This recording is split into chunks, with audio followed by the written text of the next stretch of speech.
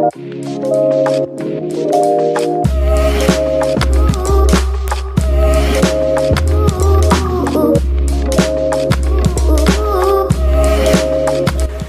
up sa inyo mga kabargoyam? Kamusta kayo? And ayun nga, medyo matagal bago ulit ako nakapag-vlog. And I just want to say sorry sa inyo mga kabargoy dahil nga hindi pa ako makapag-vlog ngayon ng maayos. And marami pa akong aasikasuhin at marami pa akong gagawin. And more preparation pa sa mga darating ko pang gagawin. So yan nga, nung nakaraan na pag-usapan natin is yung unboxing ng na cup ko nga na Adidas na collab ng color. So ngayon, ang pag-uusapan natin, gaya ng nasa title, is how to legit check the Jordan brand. Ngayon, ang i-check natin ngayon is yung Jordan na sneakers, and ito, tsaka ito, i-legit check natin sila. So, may nalaman ako na, alam nyo, ang pag-legit check ng Jordan is, sabi nila, ito hindi na to para sa akin kasi, ngayon, first step, pwede mo siyang hawakan in a way na, lalo na pag lagi kang natitingin sa mga mall, which is original yon. So, kung hawakan mo sila, ma-feel mo yung yung solid na material na ginamit, yung talagang wow, original nga to. So, first of all, pag hinawakan mo sila, masasabi mo na original. For example, pumunta ka sa ukay-ukay tapos hinawakan mo yung isang item doon, for example, specific Jordan. So pagpunta mo ron tapos nakilatis mo siya in a way na hinawakan mo, tinignan mo, and may chance na masasabi mong original. Pero yun pa lang yung number one step. So yun nga, and the next one is yung natutunan ko sa panonood din ng YouTube is yung number dito sa tongue. Ayan, nakikita nyo ba? Hindi ko sure kung nakikita nyo pero mukhang nakikita nyo naman. And yung number na yun sa tongue, gagamit tayo ng cellphone. Actually, kailangan natin magkaroon ng access sa internet. Then, punta tayo kay Google. Wait lang mga kaburagay Nandiyan mga kaburagay, nandiyan na tayo kay... Mag-focus ka. Kay Google. Ayan. Then, yung pinakita ko number sa inyo, ilalagay ko 881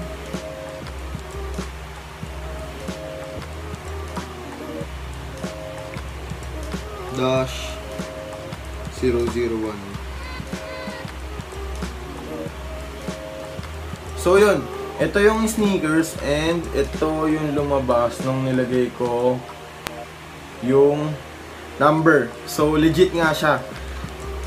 Legit siya in a way na dahil nga dun sa serial. Pero may nalaman ako na hindi daw, meron na mga nagsasabi, correct me if I'm wrong, mag-comment kayo kung talagang ano pa ba to, kung talagang effective pa ba tong gantong pagli-legit check. Kasi meron ding mga sneakers, some of them Jordan nga rin, na may ganon, lalagay nila yung number din dun sa tongue, tapos i-check mo. Pag chinek mo, yun pa rin yung lumalabas, which is hindi naman siya talaga legit, class A siya. So yung mga replica kung tawagin. So yun nga, about replica, ang para sa akin, ang pagkakaintindi ko, replica, OEM, fake, iisa lang yan. Yung OEM, yun yung ginamit na word na parang from original, original, original material, ganon. Yun yung ginamit. So, hindi talaga, para sa akin, fake pa rin siya kasi iba pa rin yung dating nung talagang legit na mga sneakers. So, eto naman, the next one is, eto pala yung Jordan B-Fly. Tapos, eto naman yung Jordan Lockdown. I-legit check din natin siya. Ayan. Ayan yung number niya, kung nakikita nyo. Ito actually, nag-undergo siya ngayon sa cleaning session dahil nga, hindi ko alam kung bakit nagkakaroon siya ng, siguro, ayan, nakikita nyo ba yan? May green stain siya. Dito rin, meron din sa tongue. Siguro by next vlog, ayun yung pag-uusapan natin. From now on, yung legit check muna ng Jordan. Then, ayan. Ito is, alam nyo guys comment down below Hindi ko alam kung bakit ito, made in Vietnam. Tapos ito, made in China. Hindi ko sure kung ba't ganon. So, dito naman tayo sa second one. Ang serial niya is AJ 9499 dash 103. Tama ba? 103. Ayan. Pag nilagay mo, nakikita nyo ba? Wait lang, focus natin. Yan. Ito ngayon, ayan. Yan yung nilagay ko ngayong serial. Pag in-enter ko yan, yan. Pag in-enter ko yan, lumalabas na yung unit ng Jordan brand na hinahanap natin. So, may possibility na legit nga. But, gaya ng sinabi ko mga kaburugoy, hindi pa rin natin doon masusure kung legit nga ba talaga yung isang Jordan na meron tayo. Ngayon, binigyan ko lang kayo ng sample. Ito is legit talaga siya. Binili namin siya sa mall. So, binigyan ko lang kayo ng dalawang sample kung paano mali-legit check. Una, kung ikaw nagmo-mall ka, may chance na alam mo na yung material na ginamit kung original ba talaga o hindi. Then, second one is yung serial number. Siguro mag-search pa tayo ng more idea kung paano mali-legit check yung mga Jordans or other sneakers para mapag-usapan din natin soon sa susunod kong vlog. So, yun. Yun nga sabi ko sa next vlog ko, ang pag-usapan natin is ito kung paano to tatanggalin. Ayan. Hindi ko alam. Ngayon nag-aalala ako. Nilinis ko to nang hindi pa ganito. Nilinis ko to kasi medyo may mga dirt na yung gilid niya. Especially sa mga gantong part dito. Ngayon natanggal yun pero nagkaroon ng gantong stain. Hindi ko alam kung paano siya tatanggalin ngayon. Siguro wala lang araw kaya medyo hindi ko rin siya napaarawan kasi natuyo lang siya sa likod ng aircon. So yun nga. Siguro onting aral lang din yung mabibigay ko sa inyo. May natutunan ako. Ito, papakita ko sa inyo.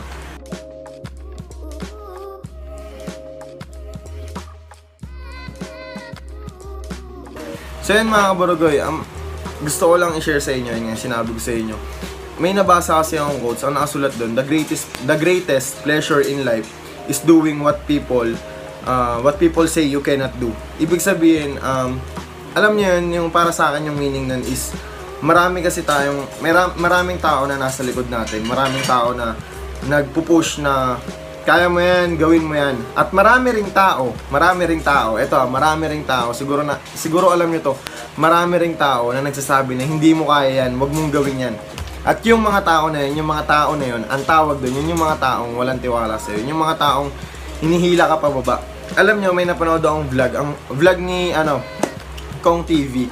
Alam niyo yung sinabi niya ron, napakaganda na ang tao na matapang, yung parang sa akin kasi ginamit ko yung word na matapang or yung taong palaban sa buhay is parang saranggola yan. Habang may mga taong nanghihila sa kanya, lalong tumataas yung saranggola.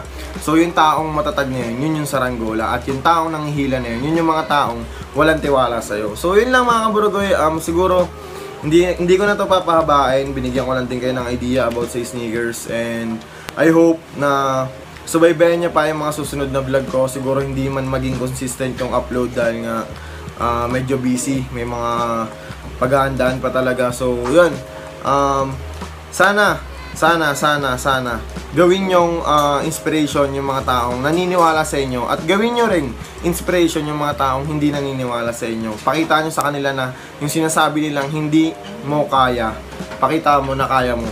Yun lang mga kaburugoy, mag-ingat kayo palagi and God bless. Peace.